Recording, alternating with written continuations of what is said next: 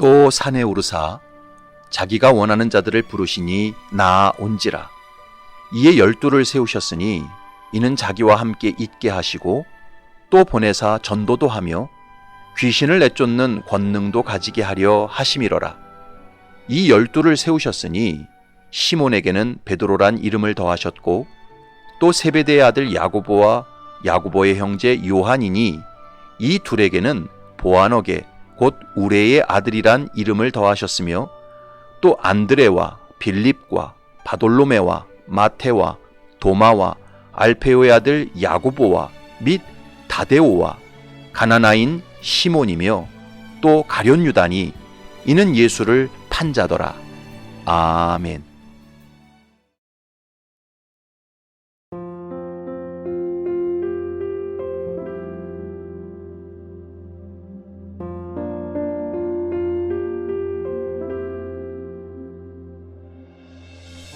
어떤 화가가 그림 한 장을 그리는 데는 3일밖에 걸리지 않는데 그 그림을 파는 데는 무려 3년의 시간이 걸렸습니다. 너무 답답한 마음에 스승을 찾아가서 어떻게 하면 좋을지 조언을 구했습니다. 그때 스승이 이렇게 말을 했답니다. 이보게, 지금까지 해왔던 방식과는 정반대로 해보게나. 그림 한 장을 3년 동안 심혈을 기울여 그려보게. 그러면 반드시 3일 안에 팔릴 거라네. 여러분, 무슨 일을 하든지 본질에 충실해야 합니다. 본질에 힘과 시간을 많이 투자해야 합니다. 그러면 비본질적인 문제들은 쉽게 해결됩니다. 제가 군에서 막 제대하고 아버지를 도와 과수원 일을 할 때 복숭아 파치 장사를 한 적이 있었습니다. 파치는 먹는 데는 전혀 문제가 없지만 상품 가치가 없는 열매를 뜻합니다. 까치가 파먹은 자리가 있다든지 나비가 침을 쏜 흔적이 있다든지 모양이 못생겼다든지 이런 복숭아가 파치 복숭아입니다. 그런데 파치 복숭아라도 맛이 꿀맛이면 사람들이 줄을 서서 사갑니다. 그러나 멀쩡한 복숭아라도 맛이 맹탕이면 아무도 거들떠보지 않습니다. 제가 그때 깊이 깨달은 것이 있습니다. 무슨 일을 하든지 본질이 중요하구나. 여러분, 무슨 일을 하든지 본질이 확실하면 성공할 수 있습니다. 식당은 누가 뭐래도 음식 맛이 좋아야 합니다. 음식 맛이 좋으면 그 식당이 저기 산 꼴짜기 밑에 있어도 사람들이 차를 타고 와서 먹습니다. 그러나 음식 맛이 없으면 아무리 위치가 좋고 인테리어를 잘 해놓아도 파리만 날리지요. 학원은 누가 뭐래도 잘 가르쳐야 합니다. 학원이 잘 가르치면 아무리 건물이 후져도 학생들이 줄을 서서 등록합니다. 그러나 학원이 못 가르치면 매일 전단지를 뿌려도 등록하겠다고 찾아오는 학생이 없지요. 세상 만사가 다 그렇습니다. 본질이 확실하면 비본질적인 일에 힘을 쏟지 않아도 됩니다. 그러나 본질이 부실하면 비본질적인 일에 힘을 많이 쏟아야 합니다. 그렇다면 예수님을 믿고 따라가는 제자도의 본질은 뭘까요? 그 본질을 예수님께서 오늘 본문에서 분명하게 말씀하셨습니다. 이 말씀을 통해서 예수님을 믿고 따라가는 제자도의 삶이 무엇인지 분명히 깨닫고 거기에 힘과 에너지를 쏟는 저와 여러분이 되시기를 바랍니다. 그렇다면 제자도의 본질 첫 번째는 무엇일까요? 그것은 예수님과 동행하는 삶을 사는 것입니다. 임마누엘 예수, 이것이 바로 제자도의 본질입니다. 14절을 보면 이에 12를 세우셨으니 이는 자기와 함께 있게 하시고. 예수님께서 12명의 제자를 부르신 첫 번째 목적은 주님과 늘 함께 있게 하기 위해서였습니다. 그래서 예수님의 말씀을 듣고 예수님의 행동을 보고 예수님의 권능을 체험하게 하기 위해서였습니다.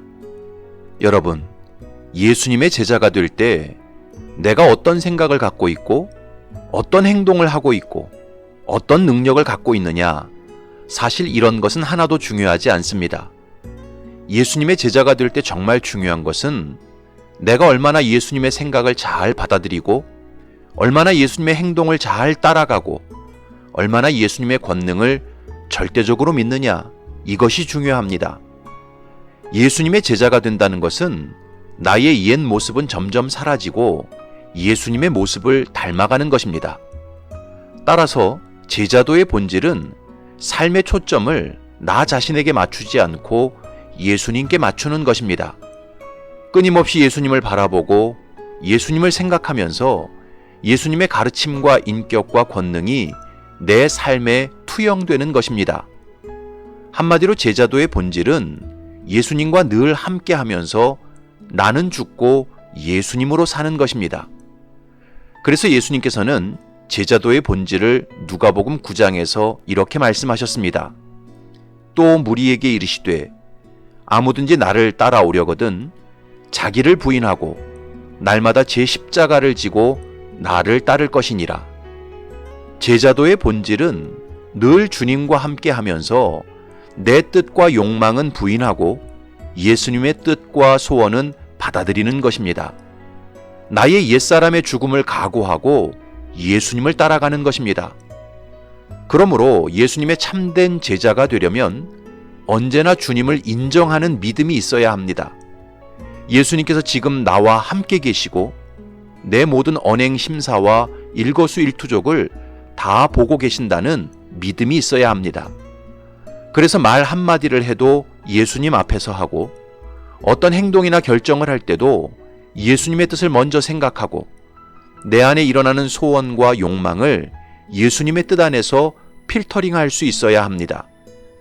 그렇게 모든 순간 깨어 주님을 의식하고 주님과 동행할 때 우리 안에 예수님의 가르침이 실제가 되고 예수님의 인격이 형성되고 예수님의 권능이 나타납니다.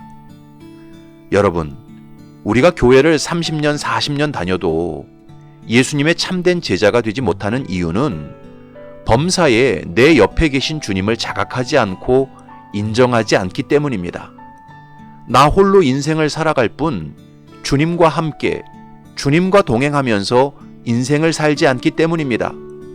그래서 범사에 내 생각이 우선이 되고 내 뜻과 욕망이 주인 노릇하기 때문에 예수님의 가르침과 인격과 권능이 내 삶을 통해 나타나지 않는 것입니다. 옛날 어떤 수도원이 있었는데 그 수도원은 점점 활력을 잃어가고 침체되어 갔습니다. 그러면서 수도사들도 다 떠나가고 5명의 수도사밖에 남지 않았습니다. 맥이 빠진 5명의 수도사도 원망과 불평에 빠져 서로 갈등하며 지냈습니다. 수도원은 점점 지옥처럼 변해갔지요. 그 상황을 보다 못한 수도원 원장이 하루는 영적으로 뛰어난 기도의 사람을 찾아가서 한숨을 내쉬며 말했습니다. 저희 수도원은 너무나 냉담한 곳이 되고 말았습니다. 이제 5명의 수도사밖에 남지 않았는데 예전처럼 서로 존경하지도 않고 원망하고 싸우는 불행한 곳이 되고 말았습니다. 그 말을 들은 영적으로 뛰어난 기도의 사람이 이렇게 말했습니다. 원장님, 가서 다른 수도사들에게 꼭 전해 주십시오. 그 수도원에 예수님이 함께 계십니다. 5명 중에 한 사람이 예수님이십니다. 그 말에 놀란 수도원 원장은 불이 나게 달려가서 수도사들에게 그 말을 전했습니다. 그러나 수도사들이 말도 안 되는 소리라며 코웃음을 치고 넘겨버렸지요. 하지만 그날 밤 5명의 수도사들은 잠을 제대로 자지 못했습니다.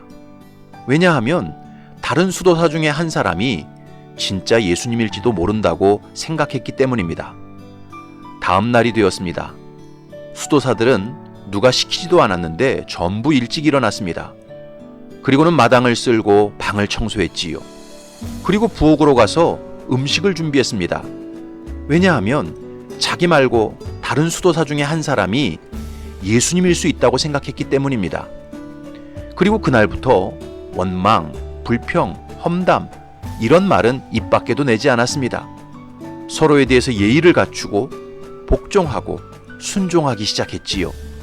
왜냐하면 자기 말고 다른 수도사 중에 한 사람이 예수님일 수 있다고 생각했기 때문입니다. 그렇게 얼마의 시간이 지나자 수도원은 너무나 경건하고 복스러운 곳이 되었습니다. 기쁨과 감사와 행복이 넘치는 곳이 되었지요. 천국과 같은 곳이 되었습니다. 그러던 어느 날 우연치 않게 한 청년이 수도원에 들렀다가 너무도 경건하고 복스러운 수도원 분위기를 맛보고 소문을 내기 시작했습니다. 그때부터 사람들이 다시 이 수도원을 찾아오기 시작했고 많은 사람들에게 빛이 되고 영혼의 안식처가 되었다고 합니다. 사랑하는 성도 여러분, 제자도의 본질은 범사의 주님을 인정하고 주님과 함께 동행하는 것입니다. 내가 누구와 말을 하고 무슨 일을 하든지 거기 예수님께서 함께 계시는 것을 깨닫는 것입니다. 그럴 때 예수님의 가르침과 인격과 권능이 우리 안에 흘러들어오기 시작합니다. 바라기는 저와 여러분들이 정신없이 하루 일과에 매몰되어 살지 말고 순간순간 마음을 일깨워 나와 함께 계시는 주님을 바라보시기 바랍니다. 범사에 주님과 동행하시기 바랍니다. 그럴 때 시간이 갈수록 예수님의 모습이 저와 여러분의 삶을 통해 나타날 것입니다. 이런 복된 제자도를 실천하는 저와 여러분이 되시기를 주님의 이름으로 축복합니다. 아멘.